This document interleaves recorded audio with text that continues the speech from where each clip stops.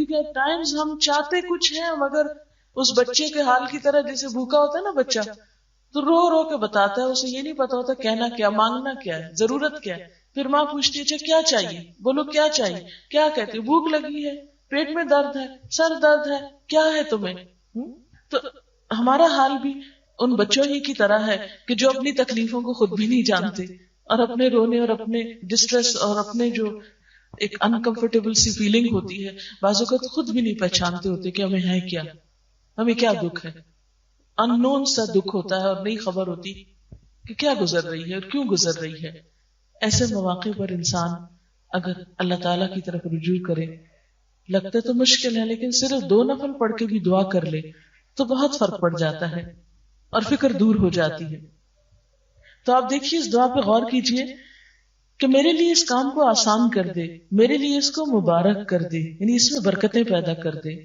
اور اگر تیرے علم میں یہ کام میرے لیے برا ہے, میرے دین اور دنیا کے لحاظ سے اور انجام کے لحاظ سے, تو اس کام کو مجھ سے دور کر دے اور مجھے اس سے بچا کے رکھ.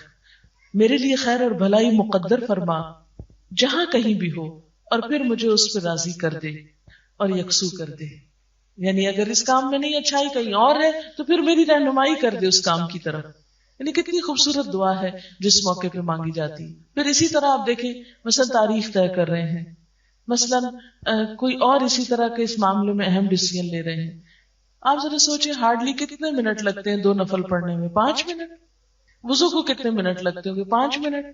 وہ جو سارا دن فکر کا بوجھ سر پہ اٹھائے رکھتے ہیں, 5 منٹ میں وضو کر لیں, 5 میں 2 نفل پڑھ لیں اور یہ دعا پڑھ لیں, بہت بہتر فیل کریں گے. لیکن نفس کو منانا تو پھر اپنا ہی کام ہے, کوئی اور تو ہمیں زبردستی نہیں کرا سکتا. پھر اسی طرح آپ دیکھیں کہ بچوں کی جب بھی شادی ہوتی تو ماں باپ کے دل پہ بنی ہوئی ہوتی ہے نا. میں خود اس کیفیت سے گزری ہوں کہ ایک عجیب سا بوجھ ہوتا کہ اللہ سب خیر ہو, معلوم نہیں ان کی آپس میں بنے نہ بنے, کیا ہو کیا نہ ہو. ایسی ساری فکروں کو اللہ کے حوالے کریں. بس جب فکر چھانے لگے 2 نفل پڑھ کے اللہ تعالیٰ سے دعا کر لیں, نستعینہ, یہ اللہ ہی نے ہمیں طریقہ سکھایا ہے کہ ہم اس سے مدد مانگے. کیونکہ ساری قدرت ساری قوت اس کے ہاتھ میں نا, کتنی نشانیاں ہیں اس کی ہمارے سامنے کہ ساری قوت اس کے ہاتھ میں ہے.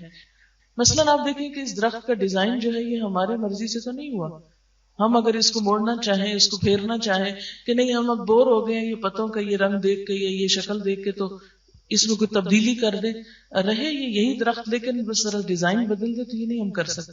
ہوا چلے مرضی ہے اس کی, نہیں چلے نہیں چلے, یہ اللہ کی قدرت ہے نا. یعنی چھوٹی چھوٹی چیزوں میں اللہ تعالیٰ کی قدرتیں نظر آتی. کس پھول کا رنگ کیا بنایا, کس کا ڈیزائن کیا, کس کا سائز کیا ہو, اس نے مقدر کیا ہے.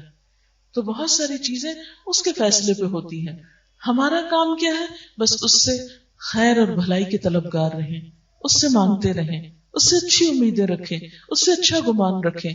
جیسا کہ حدیث میں آتا ہے اللہ تعالیٰ فرماتے ہیں کہ میں اپنے بندے کے ساتھ اس کے گمان کے مطابق معاملہ کرتا ہوں. جیسا وہ میرے بارے میں گمان رکھتا ہے میں بھی پھر اس کے ساتھ ویسا ہی معاملہ کرتا ہوں. کبھی مایوس نہ ہو اس کی رحمت سے, کبھی دل چھوٹا نہ کرے, کبھی یہ نہ سمجھے کہ یہ نہیں ہو سکتا.